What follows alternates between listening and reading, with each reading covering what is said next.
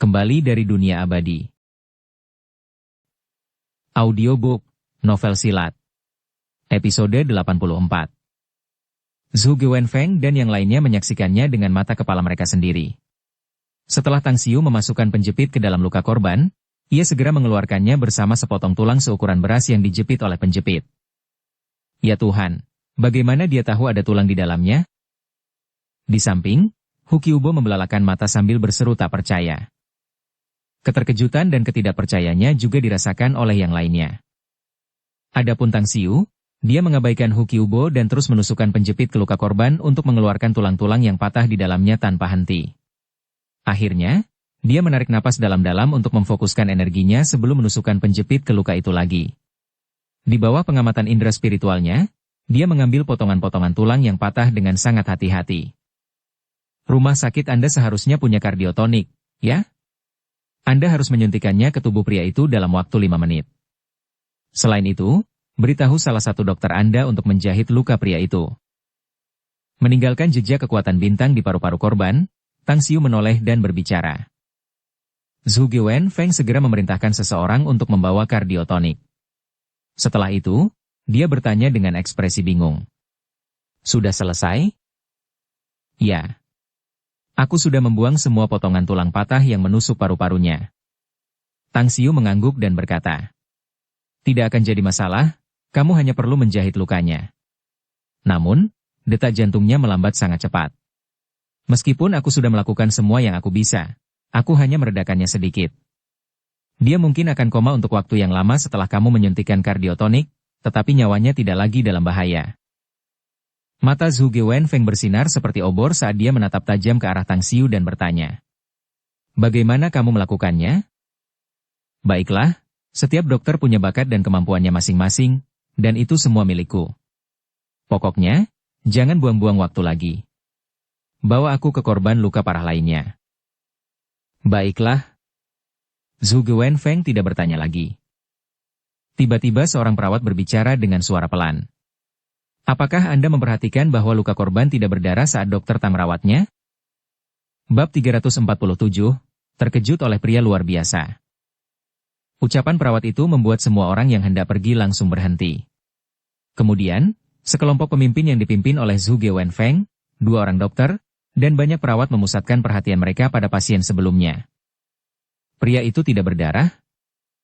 Ekspresi terkejut terlihat di wajah semua orang. Mengamati selama lebih dari 10 detik, Zhu Gewenfeng memperhatikan punggung Tang Xiu saat dia melangkah ke ruang gawat darurat. Dia sangat terkejut.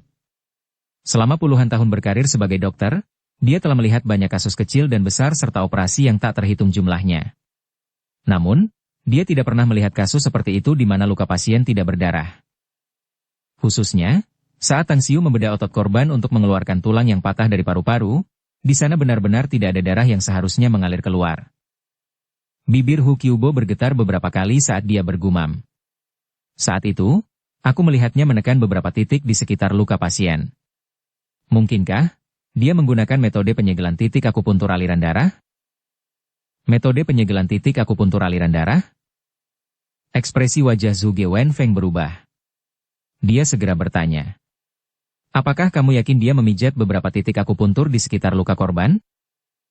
Ya, bukan hanya aku yang melihatnya, banyak orang lain juga. Hu Qiubo mengangguk dengan sungguh-sungguh. Zhu Gewenfeng melihat ke arah yang lain dan melihat mereka mengangguk. Dia segera mengejar Tang Xiu.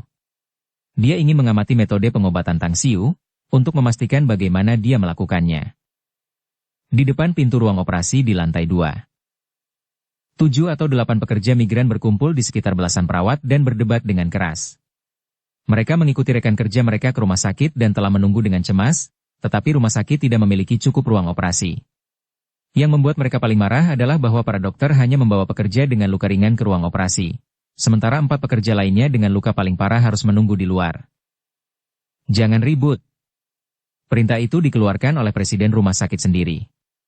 Seorang dokter yang sangat ahli telah datang ke rumah sakit kita dan dia akan menangani 4 pasien terakhir ini secara pribadi. Selain itu, silakan mundur. Jika kalian berkumpul di sekitar sini, itu akan mengganggu perawatan dokter. Kata seorang perawat dengan keras. Seorang pria parubaya berkulit gelap dan kurus berteriak. Kau tidak menipu kami, kan? Saudara-saudara kami mengalami luka yang paling serius. Siapa dokter yang ahli ini? Tidakkah kau tahu bahwa menyelamatkan orang itu seperti memadamkan api? Kalau-kalau? Tidak, tidak ada jika.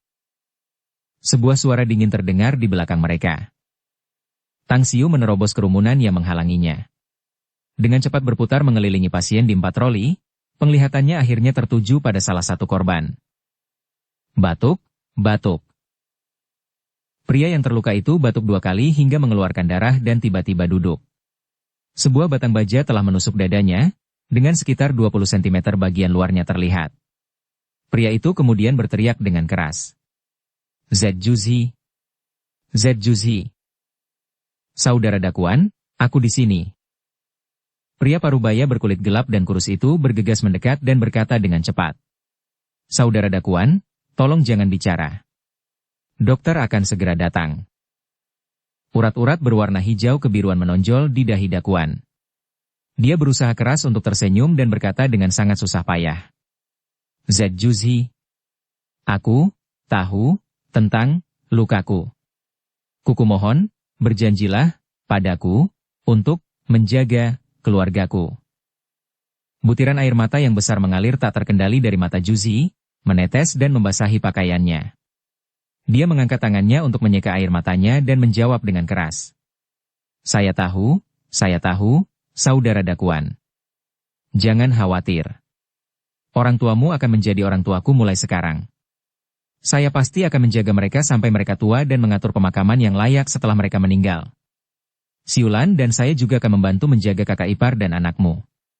Kamu bisa tenang? Terima kasih. Kakak, terima kasih. Dakuan kembali batuk darah ketika tubuhnya terjatuh pelan di atas troli. Tang Xiu mencengkeram pergelangan tangan Dakuan. Dia bisa merasakan kekuatan hidup meninggalkan tubuh pria itu dengan cepat. Berdasarkan indera spiritualnya, dia telah memeriksa kondisi internal tubuh pria itu. Dia melihat bahwa pria itu mengalami patah tulang yang menusuk jantungnya. Sambil menggelengkan kepalanya, Tang Xiu berpaling ke arah pria terluka lainnya di sampingnya. Dokter. Kemana perginya dokter itu? Mata Juzi berubah merah dan menggeram dengan marah. Tang Xiu sedang memeriksa orang lain yang terluka ketika Juzi meraung. Dia menggelengkan kepalanya dan berkata, tidak ada cara untuk menyelamatkannya. Sepotong tulang yang patah telah menusuk jantungnya. Siapa kau sebenarnya, dasar bodoh? Teriak Juzi. Dengan berat hati aku katakan, tetapi saudaramu sudah meninggal. Ekspresi Tang Xiu berubah dingin. Tetapi jika kau berani mengucapkan kata-kata yang menghinaku lagi, aku tidak keberatan melihat saudara-saudaramu yang lain meninggal. Minggirlah, kumohon. Jika tidak akan ada orang lain yang merawat mereka. Napas Juzi terhenti sebelum dia menjawab. Apakah Anda dokternya? Ya. Tang Xiu berkata dengan nada dingin dan acuh tak acuh. Juzi melambaikan tangan kepada rekan kerjanya yang lain, memberi isyarat kepada mereka semua untuk mundur. Diagnosis dan perawatan membuat Tang Xiu sibuk selama 20 menit sebelum ia benar-benar merawat 3 korban lainnya yang terluka parah. Yang dapat ia lakukan adalah menyelamatkan nyawa mereka. Oleh karena itu, tidak akan menjadi masalah untuk menyerahkan pemulihan dan rehabilitasi pasca perawatan mereka ke rumah sakit. Anda Presiden Zhuge, kan? Nyawa mereka sudah tidak dalam bahaya lagi, jadi saya serahkan masalah pasca perawatan ke rumah sakit Anda. Selain itu, saya pamit dulu karena masih ada urusan lain yang harus saya selesaikan. Setelah mengamati semua metode diagnosis dan pengobatan yang dilakukan oleh Tang Xiu, Zhu Guwenfeng masih belum dapat memahami apa yang telah disaksikannya. Itu terlalu misterius. Pengobatan tersebut menggunakan metode pengobatan tradisional Tiongkok, bidang ini bukan keahliannya. Jadi, setelah mendengar bahwa Tang Xiu hendak pergi, dia ragu sejenak sebelum akhirnya menjawab. Dokter Ilahi Tang, bisakah Anda menunggu sedikit lebih lama? Banyak yang terluka saat ini sedang menjalani operasi di ruang operasi. Saya khawatir akan timbul beberapa masalah. Operasi saat ini ditangani oleh dokter lain. Tapi Anda ingin saya menangani masalah itu lagi jika terjadi kesalahan? Presiden Zhuge, Anda hanya berbicara berputar-putar, bukan? Saya tahu apa yang Anda khawatirkan. Anda takut saya tidak menyembuhkan mereka dan hanya membuang-buang waktu agar mereka bisa diselamatkan, bukan? Hehe. Baiklah, saya akan memberikan nomor telepon saya. Anda dapat menghubungi saya secara langsung jika ada masalah. Pikirannya terekspos begitu saja, Zhuge Wenfeng tampak sedikit canggung dan malu. Namun, meskipun dia sudah berpengalaman, ekspresi canggungnya segera menghilang saat dia memaksakan senyum dan berkata, "Dokter Ilahi Tang, tolong jangan salah paham. Anda memiliki keterampilan medis yang luar biasa, sementara saya juga telah mengamati metode perawatan yang Anda lakukan pada para korban. Bagaimana saya bisa berpikir seperti itu? Alasan saya ingin Anda tinggal adalah karena saya pernah berpikir untuk mengunjungi Anda di rumah sakit medis Tiongkok Star City sebelumnya. Namun Presiden Li Hongji menolak saya saat itu." "Mengapa kamu ingin menemuiku?" tanya Tang Xiu dengan ekspresi ragu. "Jangan bilang kau tidak tahu bahwa kau sudah cukup terkenal sebagai Grandmaster di bidang medis? Bukan hanya aku. Banyak orang lain juga pergi ke Star City secara pribadi, hanya untuk kembali dengan kekecewaan. Presiden Zhuge, saya harap Anda tidak menyebarkan masalah tentang saya yang merawat para korban di rumah sakit umum pertama." Tang Xiu mengerutkan kening dan berkata, "Saat ini saya sedang belajar di Universitas Shanghai, jadi saya tidak punya waktu untuk menerima siapapun, dan saya juga tidak ingin ada beban dan masalah yang merepotkan." "Saya mengerti."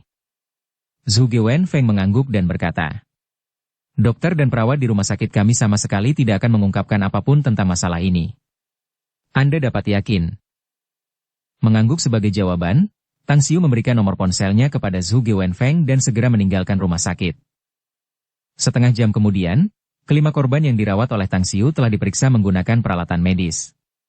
Dokter yang bertugas memeriksa meletakkan laporan medis di meja Zhuge Wenfeng. Namun, ekspresi terkejut di wajahnya belum mereda. Kondisi korban yang terluka parah itu mulai stabil dan luka-luka mereka tidak lagi mengancam jiwa. Namun, ada satu hal yang tidak dapat dipahami. Ini tentang korban dengan trauma paru-paru. Lukanya sebenarnya sedang dalam proses penyembuhan dengan sangat cepat. Zhuge Wenfeng mengambil laporan hasil pemeriksaan. Setelah membacanya perlahan dan saksama, dia tidak dapat menahan diri untuk tidak mendesah dan memuji. Dia memang pantas disebut sebagai dokter muda ilahi yang telah menciptakan sensasi di dunia medis. Bahkan metodenya dalam merawat para korban itu bukanlah sesuatu yang dapat kuharapkan untuk dicapai. Ciri yang paling jelas dari kelima korban itu adalah kehilangan banyak darah. Jika dokter kita melakukan operasi pada mereka, aku khawatir peluang hidup mereka tidak akan lebih dari 10%. Dokter itu mendesah tanda setuju dan memuji. Benar sekali.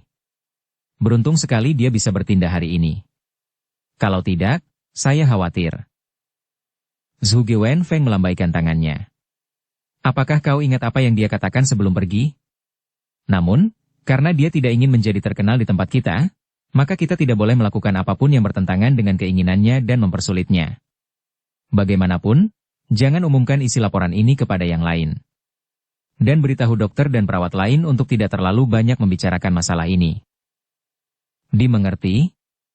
Dokter itu menurut dan kemudian berbalik untuk meninggalkan kantor. Sambil duduk di kursi kantornya, Zhuge Wenfeng berpikir sejenak. Ia lalu mengeluarkan ponselnya dan menghubungi nomor ponsel Li Hongji. "Halo, Presiden Li." Itu Zhuge Wenfeng.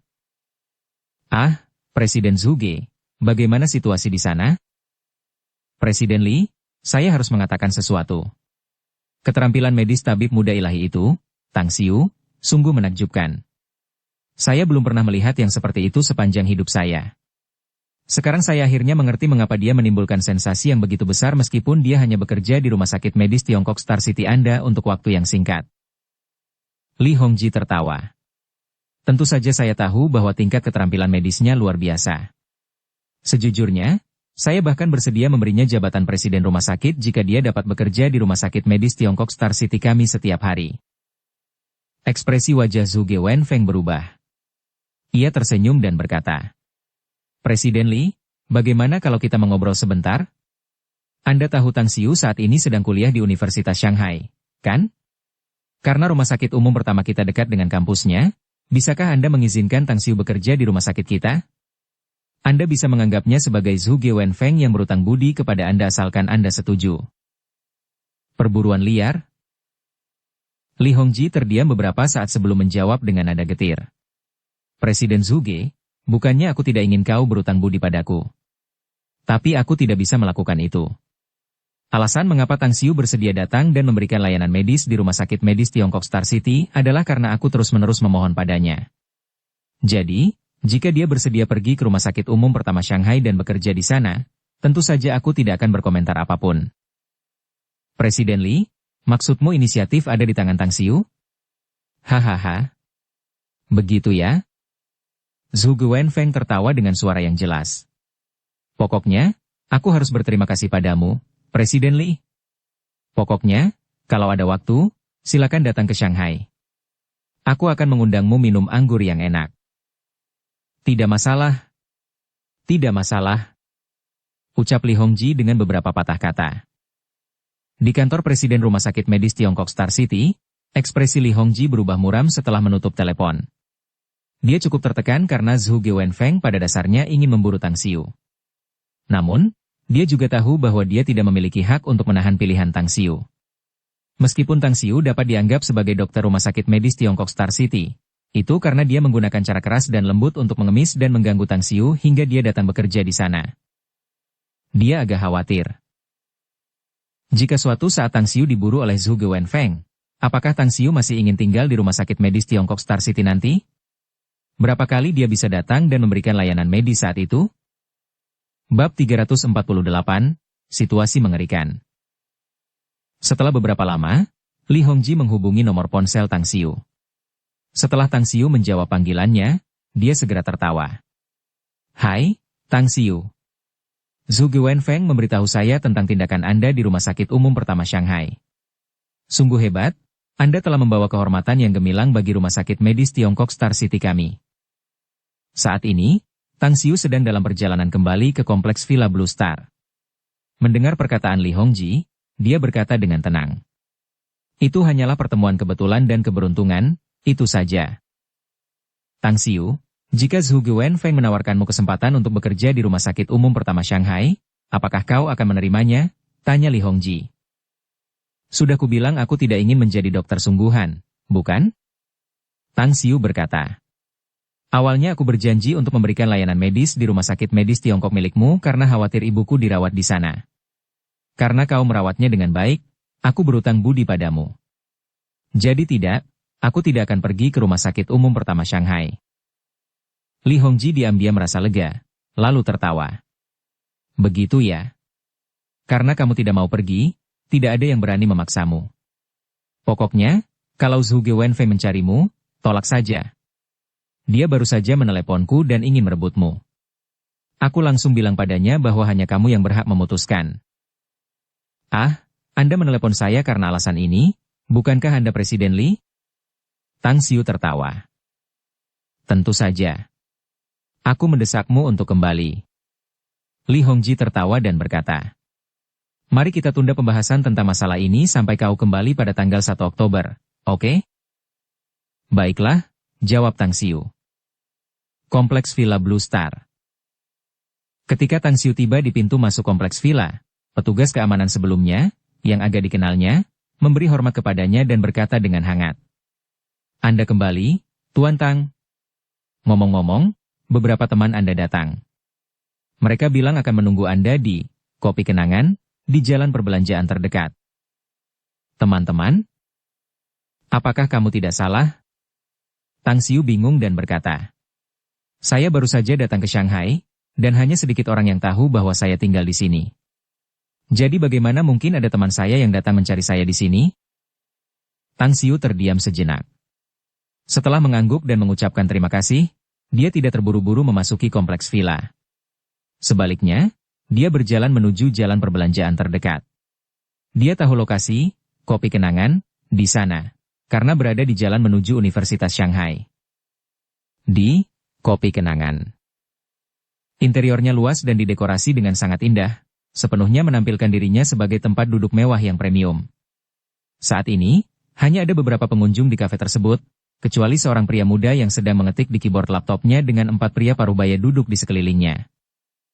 Setelah memasuki kafe, Tang Xiu melihat orang yang sedang mengetik di laptopnya. Dia adalah Tang Wei, yang kini memasang ekspresi serius. "Mengapa kamu di sini?" Tang Xiu duduk dan bertanya dengan tenang.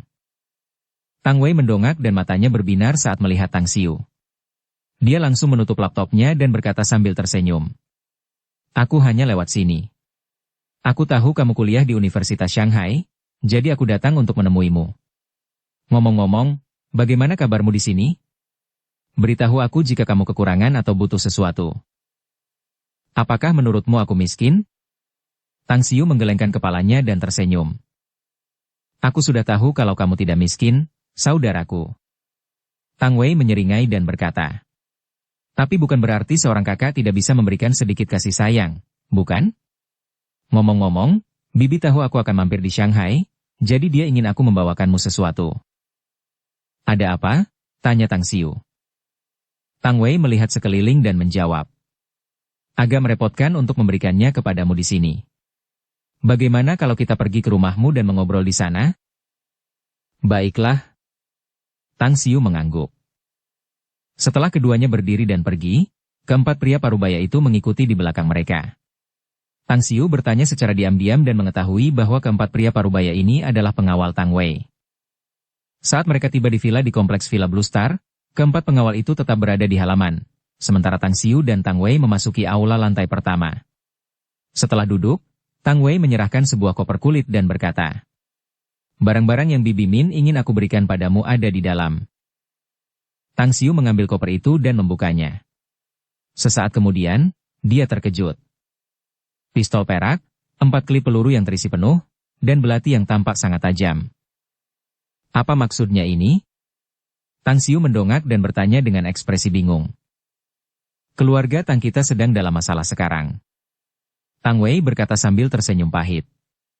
"Bibi Min khawatir kamu akan berada dalam bahaya karena kamu sendirian di Shanghai. Jadi dia ingin aku memberimu barang-barang ini untuk melindungi diri. 2 dari 4 pengawal di luar akan ditugaskan kepadamu setelah aku pergi. Tapi jangan khawatir. Mereka hanya akan melindungimu dalam kegelapan dan tidak akan memengaruhi kehidupan normalmu." Tang Xiu mengerutkan kening. Setelah terdiam cukup lama, barulah ia bertanya, "Apakah situasinya sekarang sangat serius?" "Tidak juga." Tang Wei menggelengkan kepalanya dan berkata, "Hanya Guangyang dan Fukang yang sedang dalam kekacauan yang mengerikan saat ini. Kali ini, aku justru akan meninggalkan Beijing menuju Guangyang." "Ceritakan padaku tentang situasi saat ini," kata Tang Xiu. "Jangan khawatir. Paman telah membawa beberapa orang ke Guangyang dan krisis telah mereda untuk sementara waktu." Tang Wei berkata sambil tersenyum. "Hanya saja, Starlight Group, yang secara diam-diam berada di bawah kendali keluarga Tang kita, telah dibakar oleh beberapa orang. Sementara itu, sejumlah besar staf kantor pusat Starlight Group telah dipindahkan ke kota tetangga." "Situasinya sudah berkembang sampai titik ini?" tanya Tang Xiu sambil mengerutkan kening. Keluarga Yao telah merencanakan rencana mereka secara diam-diam selama beberapa tahun, sebagai permulaan. Mereka enggan bertindak karena mereka belum mencapai kesepakatan dengan keluarga lain di Guangyang dan Fukang. Baru-baru ini, seorang tokoh kuat dari keluarga Yao, yang baru saja kembali dari luar negeri, membawa kembali beberapa orang yang kejam, yang semuanya ahli dalam pertempuran dan pembunuhan. Oleh karena itu, tanpa sepengetahuan kami tentang cara apa yang digunakannya, keluarga Yao akhirnya mencapai kesepakatan kerjasama dengan keluarga Guangyang dan Fukang. "Siapa namanya?" "Yao Xinhua." Tang Xiu menutup koper dan mendorongnya kembali ke Tang Wei, sambil berkata, "Ambil kembali barang-barang ini. Aku tidak membutuhkannya. Selain itu, kamu tidak perlu menugaskan pengawal untukku. Jangankan keluarga Yao, bahkan para Grandmaster bela diri itu pun tidak akan mampu menghadapiku." "Baiklah. Aku akan pergi bersamamu ke Guangyang." Tang Wei tertegun sejenak. Ia segera melambaikan tangannya dan berkata, "Tidak, tidak, tidak. Itu tidak akan berhasil. Tidak apa-apa jika kau benar-benar tidak ingin mengambilnya, tetapi sangat tidak baik bagimu untuk pergi bersamaku ke Guangyang. Jika kakek tahu aku menyeretmu ke dalam masalah ini, ia pasti akan mematahkan kakiku. Ia telah menetapkan bahwa ia harus membuatmu merasa nyaman selama belajar di Shanghai. Bahkan jika langit runtuh, keluarga Tang harus memberimu yang terbaik dari semuanya." Tang Xiu mengangkat alisnya dan tidak mengungkapkan perasaan hangatnya. Dia berkata, "Kakak, tidakkah menurutmu aku juga punya beberapa tugas saat terjadi kecelakaan pada keluarga? Lagi pula, menurutku tinggal dan belajar di sekolah tidak begitu berguna. Hanya dengan melewati suka dan duka kita bisa tumbuh dengan cepat." Tapi kakek sudah mengirim. Tang Wei mengangkat tangannya untuk menyentuh hidungnya dan tersenyum. "Aku sendiri yang akan memberitahu kakek tentang hal ini." Tang Xiu memotong pembicaraannya dan berkata dengan serius. "Sekolah belum dimulai secara resmi, sementara aku juga telah meminta cuti dari pelatihan militer. Dengan waktu ini, aku akan pergi bersamamu ke Guangyang untuk melihat apa saja metode musuh.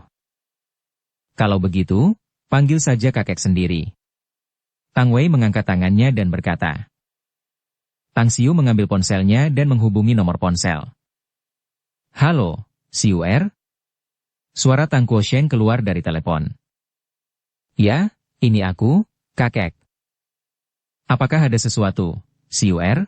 kata Tang Kuosheng sambil tersenyum. "Saya baru saja bertemu Tang Wei. Dia bilang dia akan pergi ke Guangyang dan saya ingin pergi bersamanya. Saya tidak akan bertindak gegabah di sana, jadi Anda tidak perlu khawatir." "Xiu Er, situasi di sana sangat kacau. Tadi malam, beberapa orang kepercayaan kita yang telah dilatih oleh kita diserang di hotel. Meskipun pelakunya tampak seperti sekelompok penjahat lokal di permukaan, bajingan kecil itu, Yao Xinhua dari keluarga Yao lah yang mengendalikannya. Terlalu berbahaya bagimu untuk pergi ke Guangyang." Tang Kuosheng menjawab dengan nada masam. "Saya punya kemampuan untuk melindungi diri sendiri. Saya tidak akan ceroboh." Tang Kuosheng terdiam beberapa saat sebelum bertanya. "Apakah kamu yakin dengan keputusanmu?" "Ya, aku yakin," kata Tang Xiu dengan serius. "Karena kamu bersikeras, pergilah. Berikan ponsel itu pada Tang Wei." Tang Kuosheng menghela napas. "Baiklah." Tang Xiu menyerahkan teleponnya. Tang Wei mengambil telepon dan berbicara beberapa patah kata dengan Tang Kuosheng. Setelah menutup telepon, dia berkata, "Kakek memerintahkanku.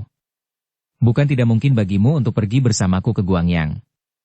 Namun, dia berkata bahwa kamu harus bersamaku 24/7. Tunggu sebentar. Aku akan mengemasi barang-barangku." Tang Xiu mengangguk setuju. 10 menit kemudian, Tang Xiu membawa tas sederhana dan kemudian pergi bersama Tang Wei. "Kita harus mampir dulu ke toko Kang Hong 4S Shanghai. Aku harus memberikan sesuatu kepada teman-teman sekelasku." Tang Wei mengangguk dan menggunakan GPS untuk menemukan toko Kang Hong 4S. Di toko, Yu Kai dan Zhao Liang sedang mengomentari dan berkeliling Audi A4, sementara seorang anggota staf menjelaskan setiap fungsi fitur Audi A4 kepada mereka. "Yu Kai." Tang Xiu berseru saat dia masuk. Yu Kai telah menerima telepon dari Tang Xiu sebelumnya. Sambil berlari kecil sambil tersenyum lebar, dia berkata, "Kakak Tang, apa yang ingin kau sampaikan kepada Guru Han?" Tang Xiu mengeluarkan 2 kunci dan beberapa dokumen. Sambil menyerahkannya, dia berkata, "Berikan ini padanya dan bantu aku mengajukan cuti.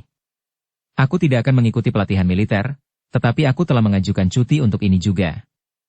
Aku akan kembali sebelum pelatihan militer selesai." "Kau benar-benar bisa mendapatkan cuti dan melewatkan pelatihan militer?" Yu Kai tertegun sejenak dan berkata dengan heran. "Wah, itu sangat menakjubkan, kawan. Tapi, Kakak Tang, itu berarti kau akan meninggalkan Shanghai?" "Ya, aku harus meninggalkan Shanghai untuk beberapa waktu untuk menangani beberapa masalah," kata Tang Xiu. "Apa yang terjadi?" tanya Yu Kai. "Ada beberapa hal yang terjadi di keluargaku," kata Tang Xiu. "Baiklah. Aku akan mengantarkan semua ini ke Guru Han. Tapi jangan lupa, kawan, kau harus menebus makan malam karena kau tidak bisa melakukannya malam ini." Yu Kai mengangguk dan berkata, "Tentu." Tang Xiu mengangguk. Segera setelah itu, Tang Xiu menyapa Zhao Liang, Hu Qingsong, dan yang lainnya. Setelah itu, ia meninggalkan toko Kang Hong 4S untuk berkumpul dengan Tang Wei yang menunggu di luar, dan bergegas menuju bandara. Di dalam taksi. "Saya baru saja memeriksa sesuatu." Tang Wei mengerutkan kening. Penerbangan kita ke Guangyang sekitar 1 jam setelah jam kerja terakhir. Sekarang adalah jam sibuk, karena jam kerja baru saja berakhir. Jika kita terjebak dalam kemacetan di jalan, saya khawatir kita tidak akan bisa sampai di bandara tepat waktu. Bab 349, Keadaan tak terduga. Bandara Shanghai. Keadaan tak terduga. Bahkan setelah mereka tiba di sana, Tang Wei masih tetap bingung bahkan setelah merenung cukup lama saat ia mengikuti Tang Xiu langsung melalui jalur VIP dan kemudian ke apron. Tang Wei benar-benar terkejut saat ia melihat jet pribadi di depan, dengan 2 pria dan 4 wanita berpakaian seperti pilot dan pramugari berdiri di bawah tangganya. Saat ini, seiring dengan pertumbuhan dan peningkatan taraf hidup serta munculnya sejumlah besar miliarder di negara tersebut, hanya orang-orang penting yang mampu membeli pesawat pribadi. Sebagai keturunan dari keluarga besar Tiongkok yang disegani, ia juga mengenal sejumlah miliarder yang memiliki pesawat pribadi. Batasnya sekitar 1.500 individu. Dan dia berani menjamin bahwa para miliarder kuat yang memiliki jet pribadi di negara itu tidak akan melebihi 1.500. Perlu diketahui bahwa Cina adalah negara adidaya, dengan jumlah penduduk lebih dari 1 miliar. Jadi, 1.500 adalah jumlah yang kecil. Dan berbicara tentang hal itu, bagaimana mungkin Tang Xiu? Selamat datang, Tuan Tang. Kami telah mengajukan permohonan untuk berangkat ke Bandara Shanghai dan mereka telah mengonfirmasi bahwa kami dapat berangkat dalam waktu sekitar 35 menit. Kata pilot jet pribadi itu dengan hormat. Baiklah, ayo naik. Tang Xiu mengangguk. Berjalan di samping Tang Xiu, Tang Wei masih memasang ekspresi terkejut di wajahnya saat dia bertanya dengan berbisik. Kakak, ada apa ini? Dari mana kamu mendapatkan jet ini? Sambil menaiki tangga, Tang Xiu tersenyum dan berkata, aku meminjamnya dari seorang temanku. Teman macam apa yang begitu murah hati?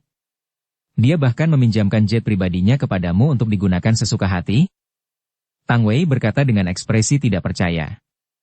Lagi pula, jika tebakanku benar, jet pribadi ini seharusnya juga diparkir di Bandara Shanghai, kan? Teman saya ini berasal dari Pulau Jingmen.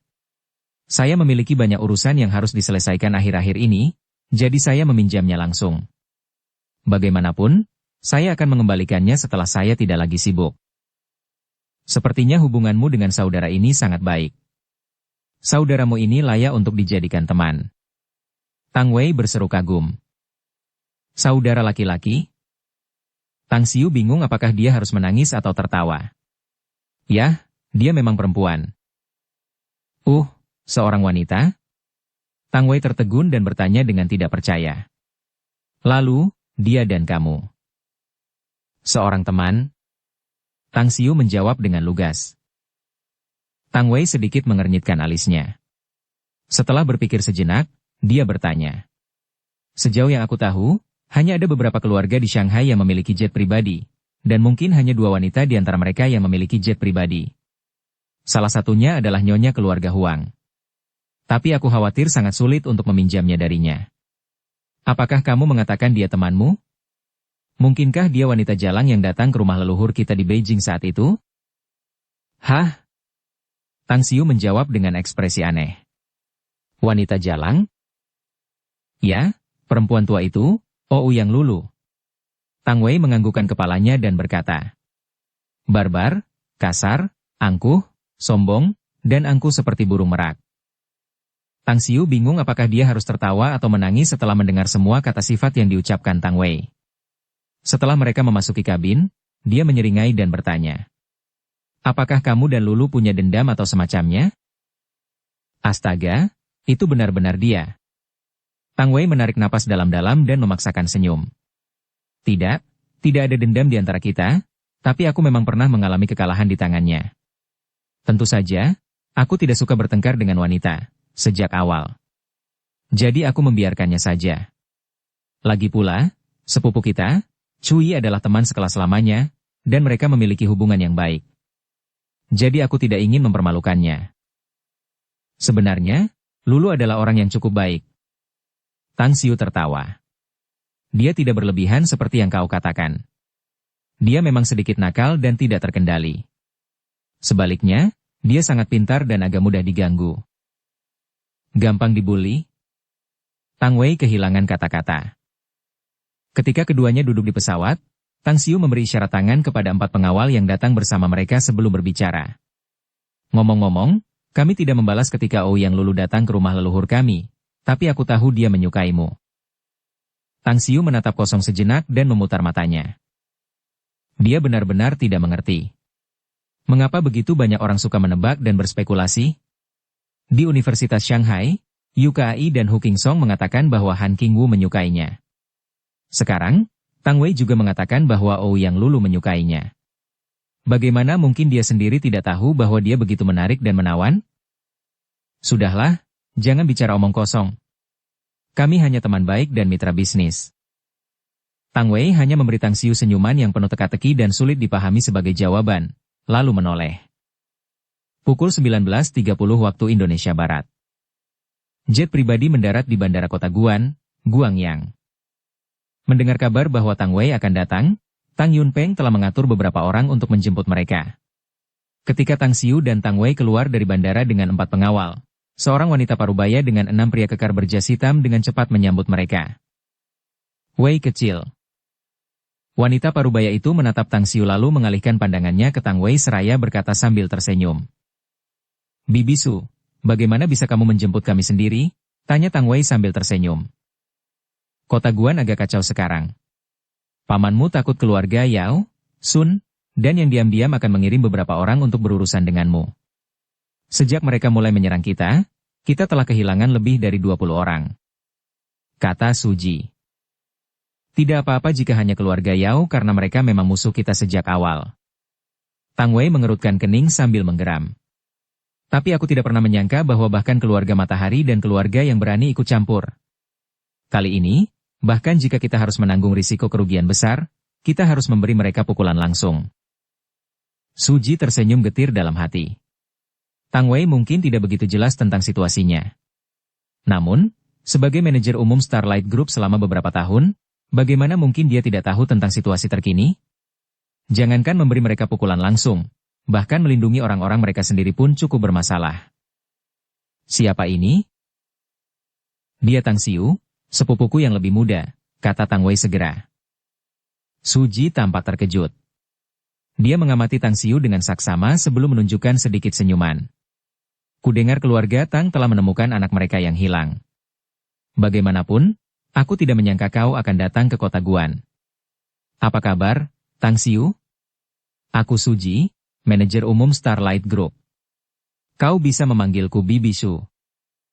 Kakak, Bibi Su adalah adik dari istri Paman Tang Dong. Ucap Tang Wei cepat. Tang Xiu tiba-tiba mengerti dan berseru. Apa kabar, Bibi Su? Sambil mengangguk sambil tersenyum, Suji lalu berkata. Ayo pergi. Pamanmu saat ini sedang menunggu di kompleks Villa Red Maple. Baiklah. Tang Wei mengangguk. Lebih dari 20 menit kemudian, saat mobil tiba di kompleks Red Maple Villa, ponsel Suji berdering.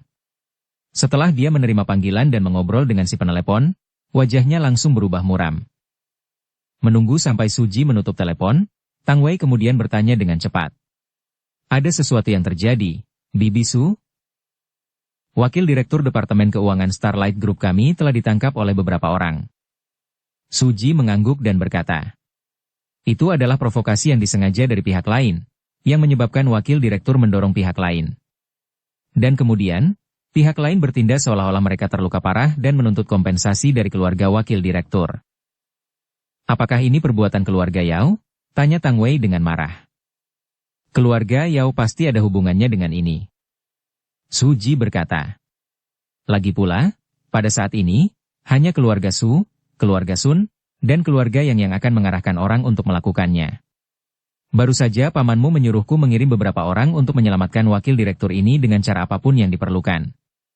Wakil Direktur Departemen Keuangan Starlight Group kita tahu tentang akun perusahaan, dan jika keluarga Yao mendapatkan rahasia bisnis kita, itu akan sangat merugikan kita. Di mana Wakil Direktur Departemen Keuangan itu tertangkap? Tanya Tang Xiu cepat. Kota Changbu, pabrik lemari tanah. Kata Suji. Bagaimana kalau kita ganti tujuan kita ke kota Changbu? Tanya Tang Wei. Kita akan ke sana sekarang. Suji mengangguk dan berkata. Kita harus menyelamatkan wakil direktur itu secepatnya. Selain itu, pamanmu juga telah mengirim sekelompok orang ke kota Changbu. Apakah sumbernya dapat dipercaya? Apakah orang-orang kita sudah memeriksa informasinya? Sebaiknya kita, Tang Xiu tiba-tiba bertanya. Suji menatap Tang Xiu dan berkata, orang-orang yang menangkap wakil direktur menyuruh keluarganya untuk mengantarkan uang kompensasi ke sana. Jika tebakanku benar, aku khawatir ini jebakan. Tang Xiu menggelengkan kepalanya dan berkata, meskipun begitu, ini jebakan terbuka. Kita tahu ini jebakan, tetapi kita tetap tidak punya pilihan selain melompat ke dalamnya. Aku yakin wakil direktur tidak ada di pabrik lemari tanah kota Changbu. Maukah kau memberitahu alasannya? Suji sedikit mengernyitkan alisnya dan bertanya. Karena pihak lain ingin mendapatkan informasi keuangan Starlight Group dari wakil direktur Departemen Keuangan, mereka tidak akan membiarkan kita menyelamatkannya dengan mudah. Meskipun demikian, mereka jelas tahu bahwa kita akan menyelamatkannya. Jadi, meskipun dia umpan, mereka tidak akan gegabah mengambil risiko seperti meninggalkan wakil direktur di sana. Oleh karena itu, mereka mengirimi kita pesan. Itu sudah cukup untuk menuntun kita. Suji menyipitkan matanya. Kemampuannya mengendalikan seluruh grup cahaya bintang adalah karena kebijaksanaan dan kemampuannya yang luar biasa. Jadi, dia sebenarnya sudah memikirkan hal ini. Hanya saja, dia tidak punya cara lain selain mengirim orang ke kota Changbu. Tang Xiu, karena kamu bisa menyimpulkan kemungkinan seperti ini. Lalu, apakah kamu punya cara untuk mengatasinya? Sangat mudah. Kita masih harus pergi ke kota Changbu. Namun, kita harus melakukan semuanya dengan hati-hati. Tang Xiu berkata. Kita harus terlebih dahulu menanyakan tentang situasi internal pabrik kabinet bumi, dan kemudian menyusun rencana. Selain itu, kita harus memobilisasi semua kekuatan kita di Guangyang untuk menemukan tempat di mana wakil direktur ditahan. Kata Tang Xiu. Suji tersenyum paksa dan berkata. Jaringan intelijen kita di Guangyang hampir terputus. Meskipun kita masih memiliki banyak tenaga kerja, tanpa mengetahui gambaran lengkapnya, kita akan seperti lalat tanpa kepala yang bertebaran, bukan? Tang Xiu terdiam sejenak sebelum dia mengeluarkan ponselnya dan menghubungi sebuah nomor telepon seluler. Dengan siapa saya bicara? Terdengar suara rendah dan dalam dari telepon. Saya Tang Xiu. Gu Xiaosui memberiku nomormu. Kata Tang Xiu.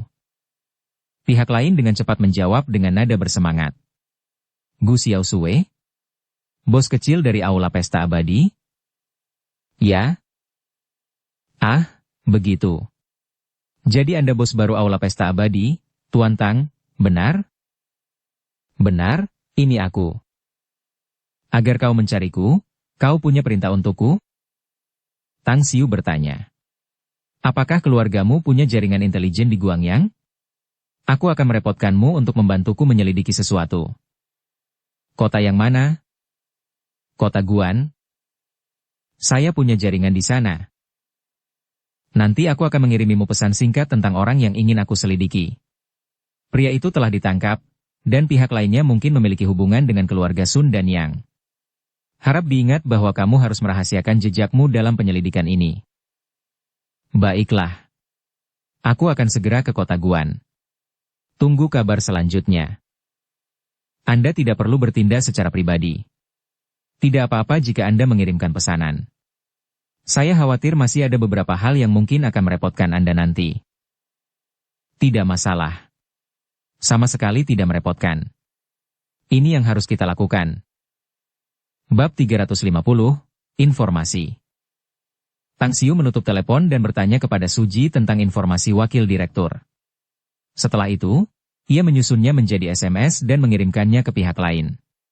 Kemudian, ia menatap Suji dan berkata, kita akan pergi ke kota Changbu dan menunggu kabar dari intelijen. Jika mereka dapat memberitahu kita lokasi penahanan wakil direktur, kita akan segera bergegas ke sana untuk menyelamatkannya. Jika mereka tidak dapat menemukannya, maka kita hanya dapat memikirkan cara lain untuk mengetahui situasi sebenarnya di pabrik lemari tanah. Jika kita dapat menggigit kacang keras itu, kita akan menuntut bunga terlebih dahulu. Menatap Tang Xiu dengan ekspresi aneh, Suji mengangguk dalam diam. Dengan ekspresi penasaran di wajahnya, Tang Wei bertanya. Kakak, siapa yang kamu minta bantuan? Kamu punya kenalan di Guangyang, Setahu saya tidak punya kenalan di Guangyang. Tang Xiu menggelengkan kepalanya dan berkata, tetapi saya punya beberapa teman yang cukup saya kenal di Fukang. Kita lihat saja nanti. Saya harap mereka bisa membantu kita menemukan tempat di mana wakil direktur itu ditahan. Melihat bahwa Tang Xiu tidak ingin mengungkapkan identitas pihak lain secara langsung, Tang Wei tidak bertanya lagi.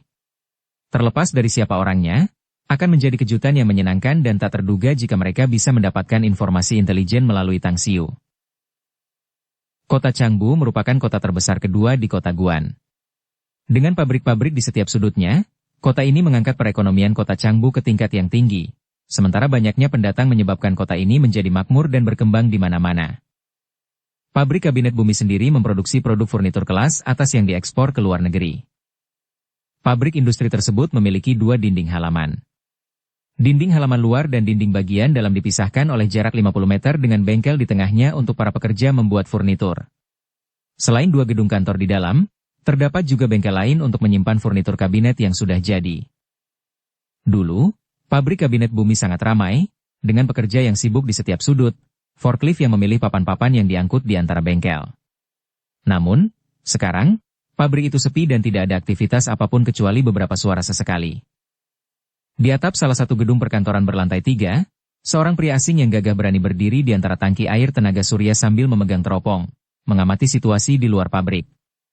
Di belakangnya ada puluhan pria bersenjata. Beberapa dari mereka menyeka senjata api mereka dengan tatapan dingin di mata mereka. Ai Murui, bagaimana keadaan di luar? Pria asing yang gagah berani, Top Herson, keluar dan berbicara. Musuh belum muncul. Kami masih waspada. Baiklah, tetaplah berhubungan. Setelah mengatakan itu, Top Herson memasukkan ponsel itu ke dalam sakunya. Ia kemudian berbalik untuk melihat seorang pria besar yang berjarak puluhan meter darinya dengan sedikit rasa jijik di matanya. Orang-orang kuat yang tampak kejam dan ganas ini, di matanya, hanyalah kepala lilin dengan senjata perak, tampak mengesankan, tetapi tidak berguna. Bersiaplah, ya. Saat musuh datang dan kalian tidak bisa melakukan tugas kalian, aku sendiri yang akan memenggal kepala kalian. Seorang pria parubaya mendengus dingin. Top Herson, tuan muda keluargaku mungkin telah memerintahkan kami untuk mendengarkan perintahmu, tapi jangan terlalu gila. Kau mungkin memiliki seni bela diri, tapi apakah kau lebih cepat dari peluru? Sambil menyeringai mengerikan, Top Herson memperlihatkan gigi putihnya dan berkata, kau mau mencoba? HM. Pria parubaya itu ingin memberinya kesempatan, tetapi dia tidak berani. Dia dapat melihat dengan jelas betapa pentingnya pria asing ini di mata tuan mudanya. Jika dia melawan pria ini, dia mungkin akan mati mengenaskan nanti. 10 menit kemudian, telepon Top Herson yang dimasukkan ke dalam sakunya tiba-tiba bergetar. Bagaimana situasinya? 4 mobil mencurigakan terlihat di luar. Ada 4 pria di setiap mobil, totalnya ada 12 orang. Tidak ada yang turun, dan seseorang menggunakan teropong untuk mengamati pintu masuk pabrik lemari. Suara Ai Murui terdengar dari telepon. Jangan membuat mereka khawatir. Orang Cina punya pepatah lama, biarkan saja mereka masuk ke dalam perangkap itu sendiri. Kita akan serang mereka setelah mereka memasuki pabrik dari dalam dan luar. Kita harus menghabisi musuh dengan segala cara yang diperlukan. Top Herson, aku tahu kau ingin membunuh orang, tetapi Kapten memerintahkan bahwa jika kita dapat menangkap mereka hidup-hidup, maka selamatkan nyawa mereka jika memungkinkan. Mungkin ada tokoh tingkat tinggi di antara musuh. Jadi kita bisa mendapatkan informasi yang berguna dari mereka. Aku tahu. Top Herson menjawab dengan dingin dan menutup telepon. Dekat pabrik kabinet bumi. 4 mobil SUV diparkir dengan tenang di pinggir jalan. Di depan mobil, Li Xiaojie menyingkirkan teropongnya. Ia menoleh ke arah pemuda di kursi depan dan berkata, beritahu yang lain. Tidak seorang pun boleh meninggalkan mobil tanpa izin.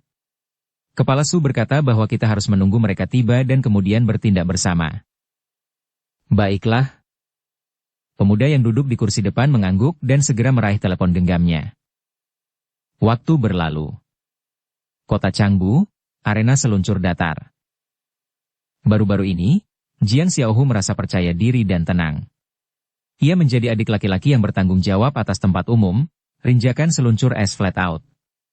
Beberapa hari yang lalu, ia membantu pemilik arena seluncur es flat out dalam memecahkan masalah pelik karena keterampilan bertarungnya. Oleh karena itu, ia dipromosikan menjadi pemimpin geng kecil yang bertanggung jawab atas tempat tersebut. Namun, hari ini, yang merupakan hari pembagian uang akhir pekan, dia kembali dari luar bersama keempat adik laki-lakinya dan tidak mendapati seorang pun pengunjung saat dia berjalan-jalan di sekitar gelanggang es. Apa yang terjadi hari ini? Biasanya kita kedatangan banyak pengunjung. Tapi kenapa tidak ada yang datang hari ini? Jiang Xiaohu menoleh dan bertanya. Aku juga tidak tahu. Aku belum mendengar tentang penutupan situs hari ini. Seorang pemuda yang telah lama bergaul dengannya menggelengkan kepalanya dan berkata, Kakak, lihat ke sana, di dekat pintu ruang penyimpanan sepatu seluncur es. Apa yang dilakukan kedua orang itu di sana? Jiang Xiaohu tertegun dan menatap kosong. Ketika dia melihat ke arah itu, dia tiba-tiba mengerutkan kening dan berjalan bersama keempat adik laki-lakinya, sambil berteriak. Hei, apa yang kalian lakukan di sini? Tempat ini adalah bisnis arena seluncur es kami, kalian. Sebuah moncong gelap diarahkan ke mereka sebagai tanggapan. Salah satu lelaki kekar itu menggeram dengan niat membunuh yang terpancar di matanya. Keluarlah kau kalau tidak mau mati. Raut wajah Jiang Xiaohu berubah, sementara keempat pemuda di belakangnya tampak khawatir dan takut saat mereka mundur 2 langkah. Jiang Xiaohu menarik napas dalam-dalam dan bertanya dengan suara berat. Aku di sini untuk melihat lokasi.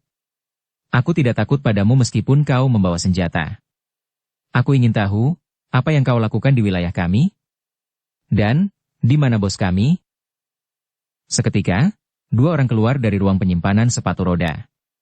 Salah satunya adalah seorang pria parubaya bertubuh gempal yang merupakan bos dari arena seluncur datar. Pria itu tampak agak kesal dan sepat saat melambaikan tangannya dan berkata, Xiaohu, arena skating kami tutup hari ini. Kamu tidak perlu menyibukkan diri di sini lagi. Kamu bisa kembali dulu.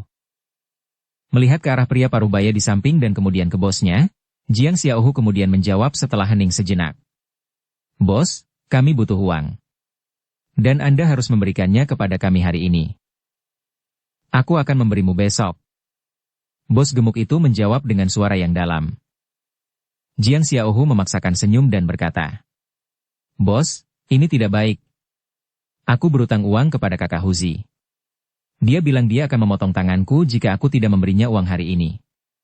Bagaimana kalau kau memberiku uang dulu? Aku jamin aku akan segera pergi dari sini setelah mendapatkannya. Bos gendut itu menatap ke arah lelaki parubaya itu. Apakah mereka bisa diandalkan? Tanya pria parubaya itu. Mereka sangat dapat diandalkan. Xiaohu telah bekerja di sini selama 4 hingga 5 tahun dan dia adalah seorang penjaga profesional. Bosnya juga merupakan salah satu tokoh yang sangat berkuasa di kota Changbu dan dia telah bersamanya sejak dia masih remaja. Kalau begitu berikan saja pada mereka, kata pria parubaya itu sambil mengangguk. Ya. Bos gendut itu melambaikan tangan ke arah Jiang Xiaohu dan berkata, beritahu keempat orang lainnya untuk menunggu di luar sementara kau ikut denganku untuk mengambil uang. Astaga, kau memang hebat, tetapi kau terlalu suka berjudi. Cepat atau lambat kau akan mati sebagai orang miskin dengan utang judimu. Cahaya aneh bersinar di mata Jiang Xiaohu. Dia mengangkat kepalanya untuk menutupi matanya dan sengaja memperlihatkan ekspresi malu, berkata, siapa yang tidak punya hobi? Tapi jangan khawatir. Aku tahu batasku, jadi aku tidak akan ikut permainan jika taruhannya terlalu tinggi. Semenit kemudian, Jiang Xiaohu mengambil sebuah amplop tebal. Ia melihat sekeliling dan mendapati bahwa pria parubaya sebelumnya telah pergi. Kemudian, ia berbisik. Bos, siapa orang-orang ini? Mereka bahkan berani membawa senjata. Apakah mereka tidak takut? Wajah bos gendut itu berubah saat dia menggeram dengan suara pelan. Jangan bertanya sembarangan. Ini bukan sesuatu yang harus kamu ketahui. Hei, apa maksudmu, bos? Jiang Xiaohu sengaja menunjukkan ekspresi marah saat dia menggeram balik. Bos gendut itu hendak menjawab. Namun, mengingat bahwa ia harus bergantung pada Jiang Xiaohu dan adik-adiknya nanti, ia melembutkan ekspresinya dan berbisik. Xiaohu, aku memperlakukanmu sebagai orang-orangku sendiri, jadi aku tidak ingin kau bertanya sembarangan. karena kau akan mati begitu tahu lebih banyak. Karena kau bukan orang luar, aku akan menceritakan sedikit kepadamu. Orang-orang ini berasal dari keluarga Sun dari kota Guan. Mereka menculik seorang pria di sini untuk menginterogasinya. Orang di belakangku juga dari keluarga Sun. Terkejut dalam hati, Jiang Xiaohu juga merasa gembira tak lama kemudian. Ia tahu bahwa ia memperoleh panen besar kali ini. Ia bahkan memiliki kemungkinan untuk meninggalkan tempat kecil ini, kota Changbu. Meskipun begitu, dia tetap tenang dan berbisik. Bos, Anda memang mengatakan bahwa Anda adalah anggota keluarga Sun. Tapi saya pikir Anda hanya membual. Saya tidak menyangka itu benar. Jangan khawatir, bos. Saya tidak pernah mendengar apapun di sini, dan Anda juga tidak memberitahu saya apapun. Bagaimanapun, saya akan pergi ke kakak Huzi dan memberikan uangnya. Sementara sisanya, saya akan menggunakannya untuk menyeret saudara-saudara saya ini agar bermalam dengan gembira. Maju. Si bos gendut mengangguk. 7 atau 8 menit kemudian, Jiang Xiaohu meninggalkan arena seluncur datar bersama beberapa saudaranya. Ia kemudian segera menghubungi nomor ponsel. Saudara Huang, saya Jiang Xiaohu dari kota Changbu. Bos besar telah memerintahkan semua saudara untuk memperhatikan setiap gerakan di kota Changbu. Saya baru saja menemukan situasi di arena seluncur flat out. Orang-orang dari keluarga Sun mungkin menahan seseorang di arena seluncur flat out. Dia dijaga ketat. Ya, begitu. Oke, jangan khawatir. Saya akan bersembunyi di tempat persembunyian dan berjaga di sana. Bagus, ya. Baiklah. Saya akan menunjukkan arah secara diam-diam saat mereka datang. Oke, terima kasih, Saudara Huang. Bab 351, Penyelamatan. Panggilan berakhir. Ekspresi gembira terpancar di wajah Jiang Xiaohu. Ia memiliki informasi yang bagus, dan jika terbukti benar, ia akan menjadi pahlawan keluarga Huang. Ia tidak hanya akan mendapat hadiah besar, ia juga akan dipromosikan ke posisi yang lebih tinggi. Dia sebenarnya adalah salah satu personel intelijen keluarga Huang yang ditugaskan di kota Guan. Di jalan, sekitar 10 km dari pabrik kabinet bumi, 4 mobil melaju cepat. Di mobil ketiga, Tang Xiu duduk dengan mata terpejam, sementara Tang Wei dan Su Ji sedang berbicara tentang situasi di Guangyang. Dering, dering, dering. Ponsel di saku Tang Xiu berdering. Ketika dia mengambil ponselnya dan melihat ID penelepon di layar ponselnya, dia langsung menerima panggilan dan bertanya. Apakah ada berita? Tuan Tang, salah satu personel intelijen yang ditugaskan oleh keluarga Huang ke kota Guan baru saja menyampaikan berita penting. Ia mengatakan bahwa keluarga Sun Guangyang menahan seseorang di dalam arena seluncur datar di kota Changbu. Namun karena pihak lawan menjaga tempat itu dengan ketat, personel intelijen kami belum mengetahui detail apapun tentang orang yang diculik, Wan Hehen. Jika Anda ingin pergi ke sana, saya akan mengirimkan nomor ponsel personel intelijen saya, sehingga Anda dapat menghubunginya. Begitu ya? Terima kasih. Sama-sama, Tuan Tang. Itulah yang harus saya lakukan. Apakah Anda punya pesanan lain untuk kami? Untuk saat ini belum. Tapi kalau ada keperluan, aku akan menghubungimu lagi. Baiklah. Aku akan selalu menyalakan ponselku. Setelah menutup telepon, Tang Xiu berkata dengan nada yang dalam. Ubah arah. Jika informasi itu benar, wakil direktur Anda, Wan Hehen, ada di arena seluncur datar. Su Ji ragu-ragu sejenak sebelum dia melihat ke arah pengemudi dan berkata. Dengarkan Tang Xiu dan segera pergi ke arena seluncur datar. Baiklah. Pengemudi mencari di GPS dan dengan cepat menemukan lokasi flat out skating ring. Su Ji, arena seluncur es ini hanya berjarak 6 km dari sini. Kita akan bisa sampai di sana dengan cepat. Kata pengemudi itu. Oke. Su Ji menjawab dan kemudian melirik Tang Xiu. Bersambung ke episode 85. Dukung kami dengan subscribe, follow, like, komen dan share. Terima kasih.